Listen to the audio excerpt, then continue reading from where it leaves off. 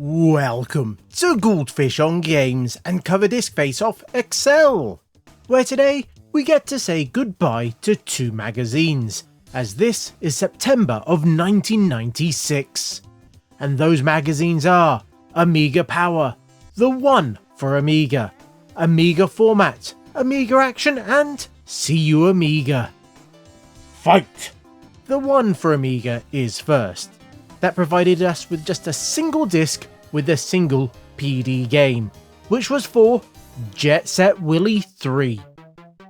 Now a few months ago I talked about the last issue of The One, and it seems I was wrong, as it actually lasted a few more issues.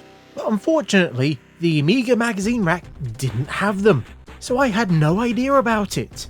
It was my good friend Dudley of Yesterzine who let me know that I was wrong, and a few other people as well.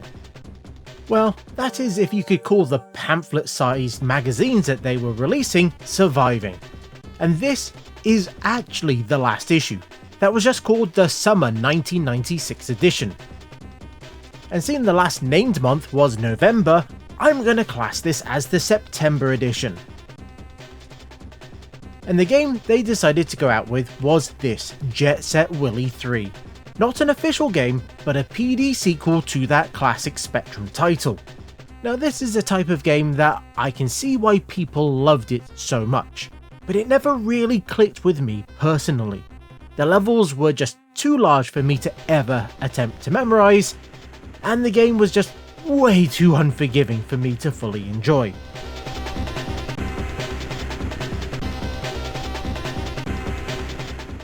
And this sequel, well, it mostly follows in the same shoes. We have to travel around this weird mansion with teleporters and other random things, all to try and collect the glasses, which are easy to spot as they're also flashing. I'm not sure what booze they put into them, but they might want to get the Geiger counter out. The music is completely over top, which is also in keeping with the game. And the controls, well, they're a little bit to get used to, as you can jump, but then you have absolutely no control over it. I think I've been spoiled by too many other platformers over the years, that this feels really stiff, and it doesn't feel great anymore. Now there isn't anything really wrong with the game, it faithfully captures that Jet Set Willy style and energy. And if you want what looks like a huge game with lots of places to explore, then this will have you covered. But it isn't really one for me. And it is a bit of an odd end to the magazine. But then, The One was always a bit of an odd magazine. It started off as multi-format, as it covered PC, ST and Amiga, before it split up to become the One for Amiga and the One for ST. And the lack of One for PC gives you a hint of the size of the PC market in 1991. It then went through upheavals in staff and later being reborn as the One Maverick Edition, aka the Zombie One. And it didn't end with a bang or even a celebration, but with a meh.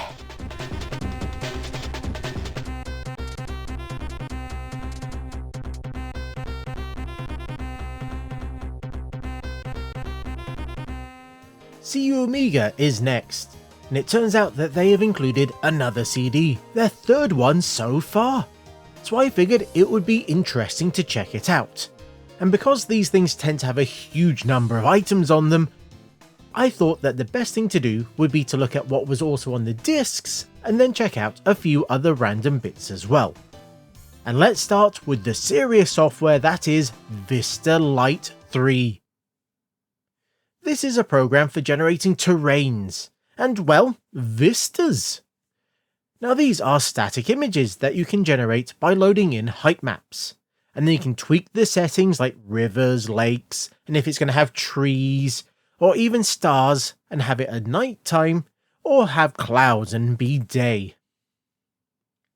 Now I've always enjoyed messing around with apps like this. I think I played around with previous versions of Vista back in the day. But I did spend way more time with Bryce, having gotten that with a PC format CD. Now this is a little bit more limited than that program, but there are a lot of controls for how you can position and move the camera around. But the problem with these, as always, is how long it took to render anything. But considering that this is on a CD, and that I'm using an A4000, this isn't as much of an issue. But back then, if I was trying this on my A500 Plus, that could have been an entire afternoon spent on the Amiga just trying to render out the low resolution image.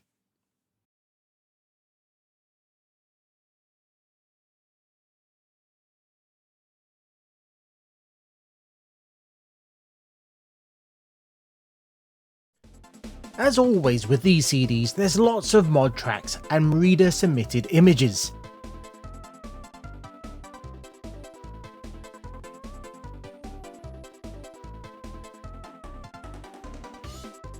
And these ones mostly seem to be 3D rendered ones, and there is quite a range of them, so I'll leave them to play for a little bit.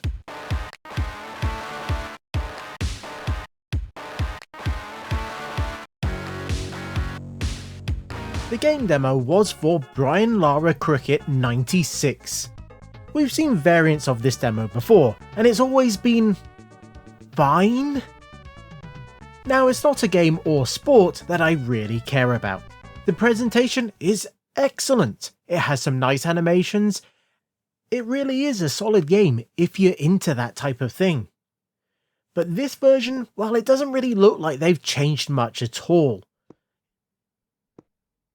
Now, it is nice that Audiogenic continue to release updates to this game even this late on, but I just can't get excited for it.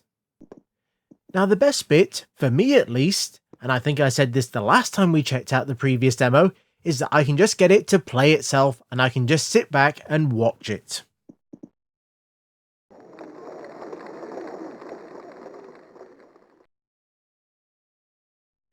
Now, I wanted to also show you the Capital Punishment demo, as it has the full intro, as that was obviously an important thing to have this early in development, and it even has a character with the CU logo on its chest. But, well, it's extremely crash happy. Now, if you could get it to run, then you would have been able to fight against a number of other characters, across a few stages as well. At least based on what the README says. And that would have been more than enough to let you know not to play this brutally hard beat 'em up. Even if they did give you lots of content in the demo, or at least they attempted to, I hated the final game, and I can't imagine this demo is much better. Testament is an FPS game, and one that we got to check out the full thing previously. And this seems to be the first few levels of the game, which should give you a good idea of what to expect. Now, this is a very grid-based shooter. That does look as if it gives you far more freedom than that, but you really notice it when you try to go through the doors. You have to perfectly line up to get through them, or even when you're shooting at an enemy, or getting shot at yourself, as the bullet just has to enter the grid square of that enemy and it will hit them, or they can hit you. But it does move nicely enough and it doesn't look too bad. So if you can overlook that, it isn't actually too bad a game.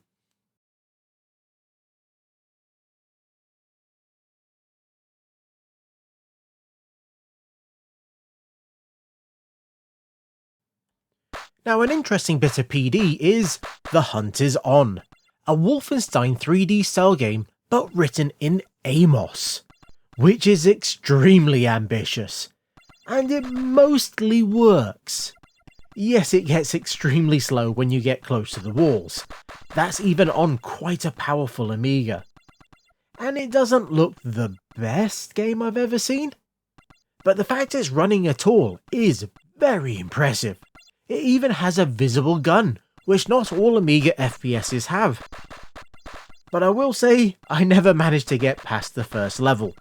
I seem to keep dying, and that is all I've really been able to say so far.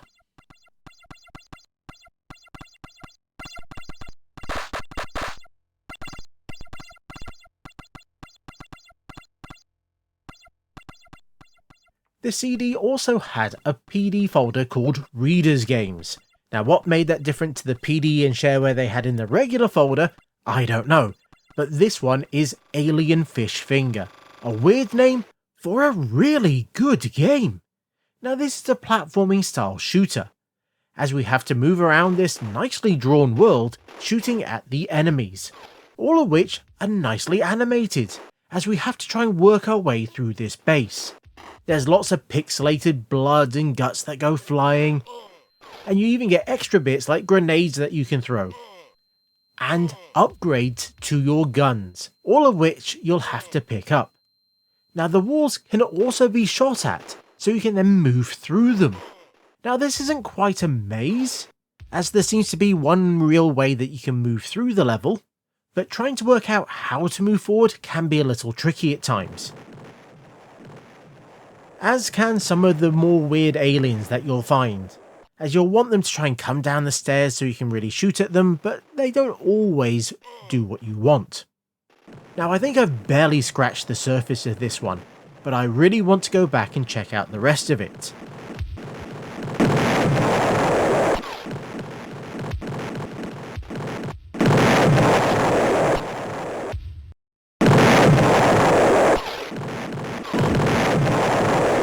Amiga Action continues to plod along, this time with 2 discs, one full of PD and the other one actually has a demo. The PD games are all ones that we've seen before, but they have all been updated for 1996, just for Amiga Action.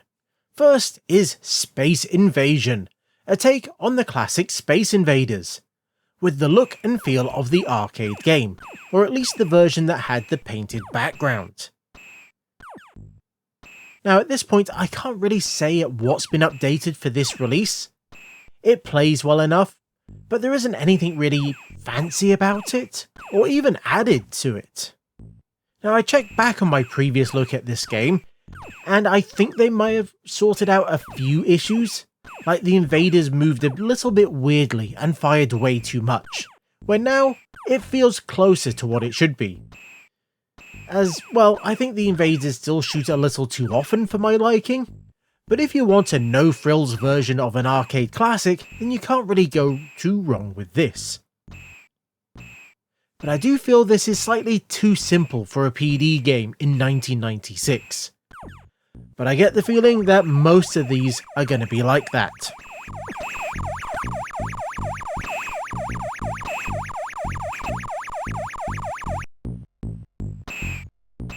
Gorf.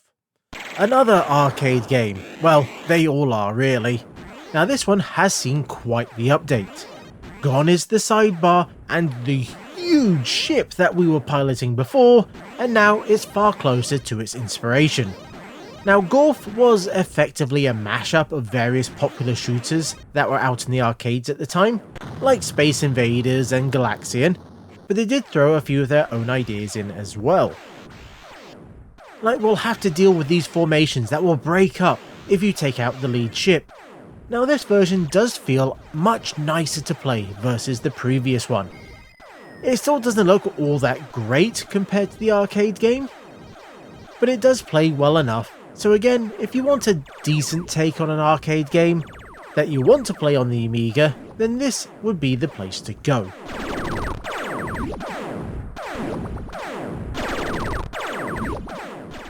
Scramble. Now right away I can see a massive glow up from what I remember before, as it had very blocky graphics for the ground. But this feels so much worse to play. It lags really badly when you start to fire, and the whole thing just feels really sluggish. And I'm also not a fan of the way that the bombs drop. It makes it much harder to judge where they're going to land. And it doesn't help that the rockets from time to time, well, they just vanish. That is, if you're playing this on a regular OCS Amiga. If you shift over to an A1200, this is an entirely new game. There's a far more detailed background, and the whole thing moves much nicer. Now it's great that they updated this one for the AGA machines, but none of what I'm seeing here really should have required that extra power. Now if you have an A1200, then this is a decent update, even with its weirdly falling bombs. If you're stuck with an A500 or 600, then play the previous version. It was much better to play.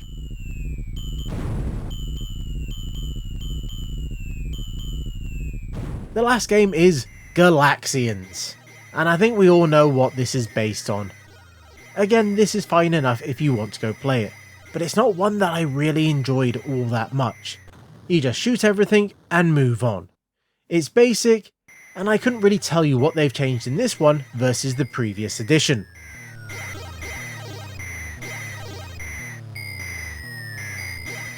So let's move on and check out the game demo that was for Valhalla and the Fortress of Eve.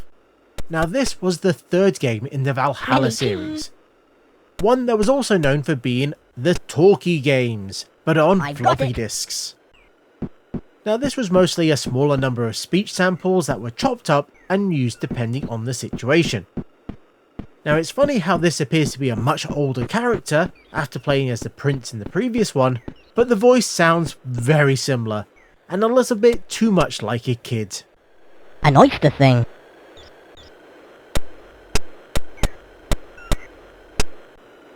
I can't. Now one change for the sequel is how you control it, as it's now only mouse based. Although I thought the joystick controls worked quite well. Now using the mouse, you'll have to move your character around by clicking and rotating around the main character. Now I don't think this works quite as well, but I could be just used to the previous method. Now the demo itself seems to be based on the first level of the game. An ignorant peasant. Hello, hello. Now I'm not sure how much of the first level it is, I've got it. as this continues the hard and slightly moon logic puzzles of the original games. But if you want a slightly different take on the point-and-click adventure game, then the whole Valhalla series is one to check out. But I feel at this point, if you hadn't heard of Valhalla, then I'd be surprised if this is the demo that would get you to go and try it out. Now, there's nothing wrong with it, but I would have been surprised if the series had passed you by this point. I have a sweet tooth. But they might have been putting out this demo as this was the first one that you could only get via mail order. The previous ones got some nice big boxes. This was only in their mini edition box.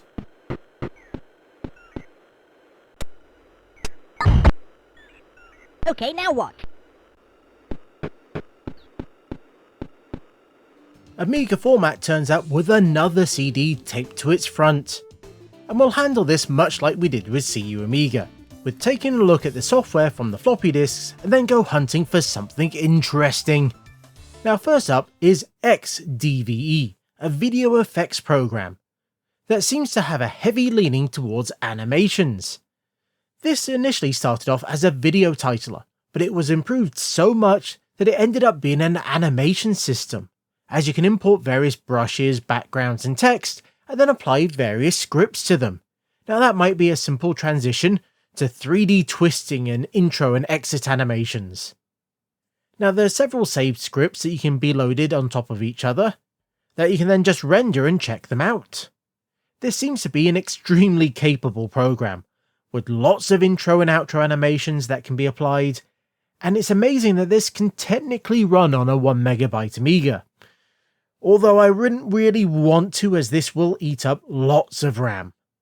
And it also recommends having 2 floppy drives as well.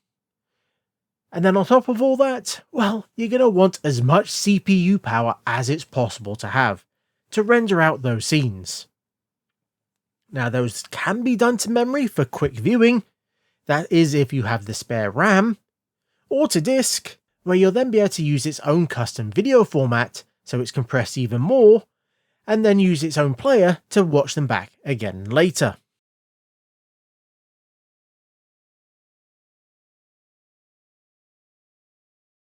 We also have a few other programs such as A-Mountains, a fractal 3D mountain generator.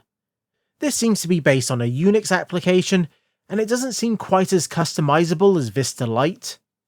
At least, directly anyway. You can mess around with the command lines if you like, but it also doesn't have any option to save out anything that you generate. as it just keeps adding more to it and scrolling it along, which does feel like a bit of a missed opportunity. Even in the magazine they mentioned that if you find anything you like, you better use a screen grabber to save it. But I have to say, I do like the results that it generates. The other program is N-Teddy, a 3D rendered teddy bear.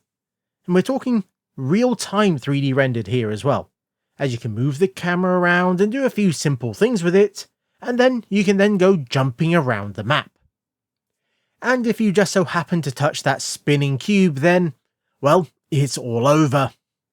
I'm not 100% sure what or why of all of this, but it's neat, I guess.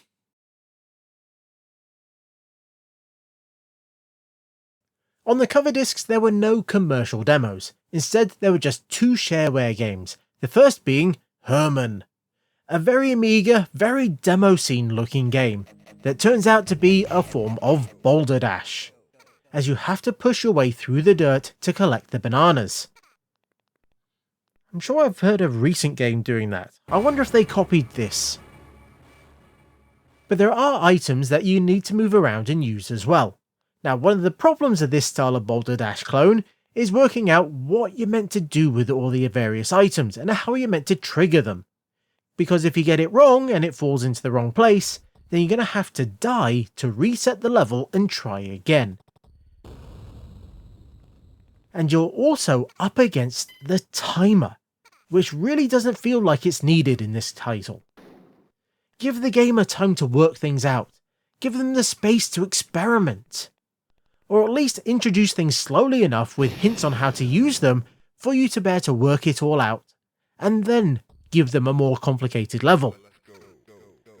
Having this as the first one where you're going to have to blow up multiple walls via different methods isn't the best introduction. Neither is having a one-way door here as well that you can't even spot until you go through it. That's just mean. But weirdly, this does seem to be in keeping with these type of games, the first level being way more difficult than it really needs to be.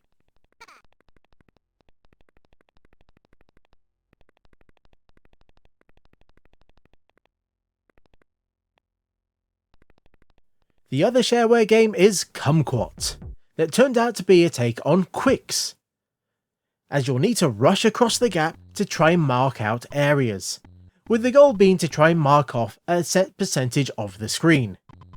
As you can expect, things are never that simple. Dots bounce around in the middle, and if they touch you, or your line, then it's a life lost. There's also dots roaming around the insides as well, so you can't hang around for too long. Once you start making that crossing, you're gonna have to keep going, but you can change direction. You also have a set number of reversals, so if you hit that fire button, all the dots will change direction, which can be very useful to get you out of a tight spot. This is a decent, if basic, take on the concept.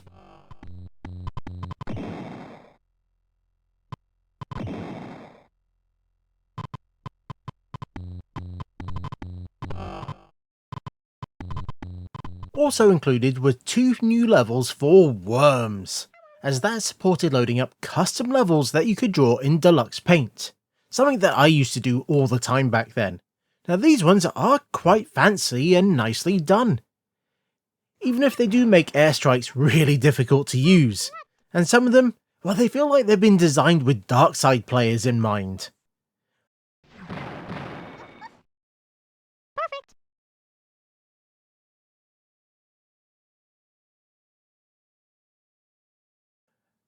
But I have to admit, going back to these, oh boy do I enjoy playing the original Worms.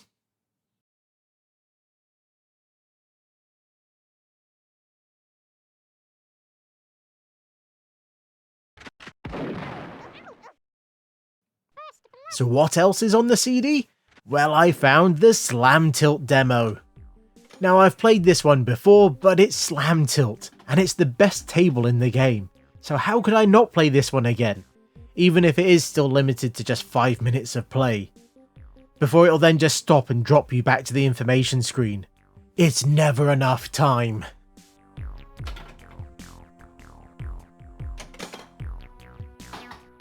But there are more commercial demos here, like Extreme Racing, a Mario Kart style Mode 7 racing game, which wasn't something that was all that common on the Amiga.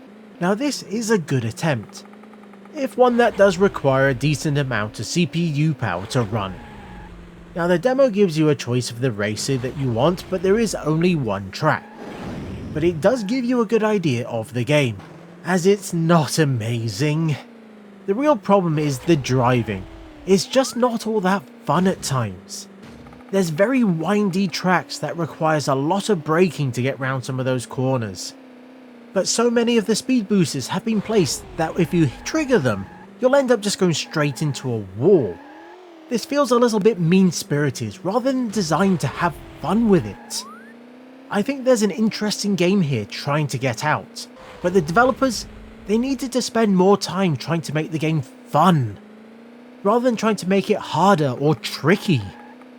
I really don't think they've understood the genre that they're trying to make here.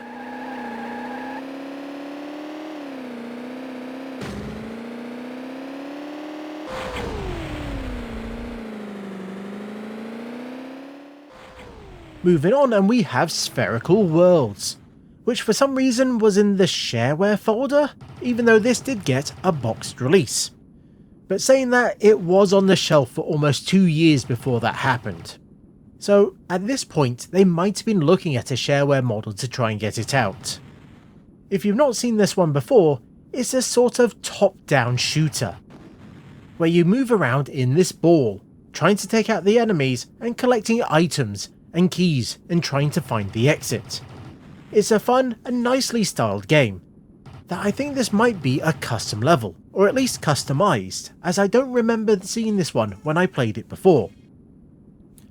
But there's a lot here to get you really invested in the game, and it makes it a pretty solid demo.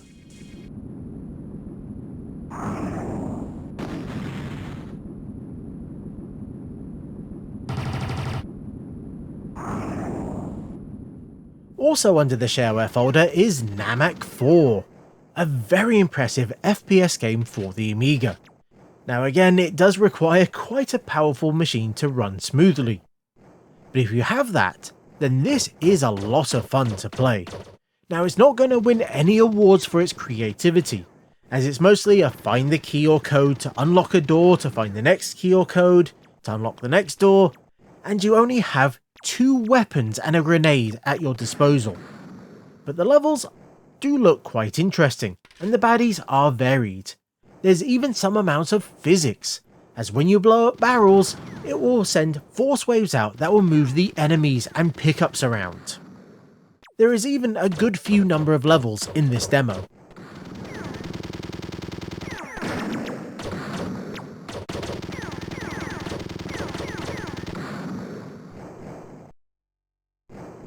And finally, we have Amiga Power, that had a very fitting cover, as this was the very last Amiga Power magazine, and on that cover was just a single full game.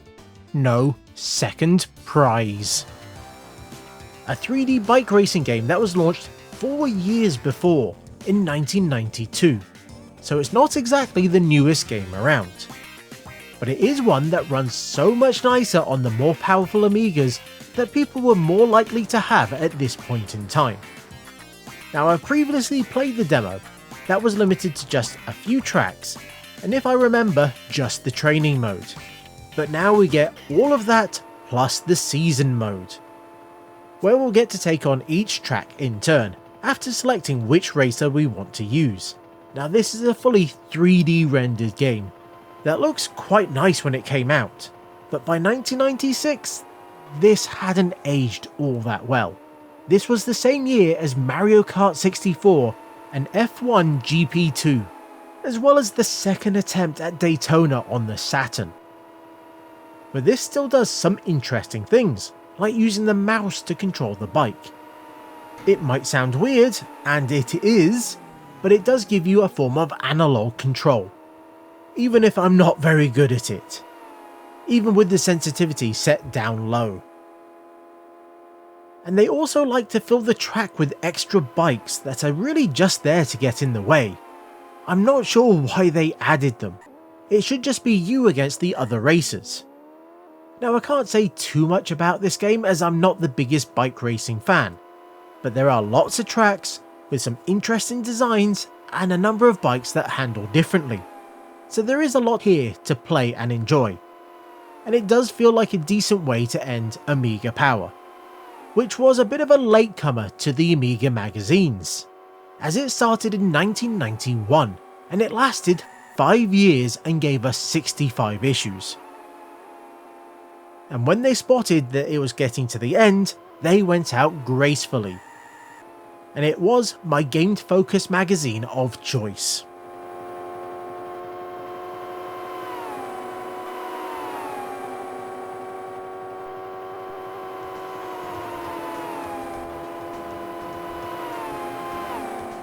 And there we have it, a very late look at the Amiga, in a world where its first buyer, Escom, had gone bust.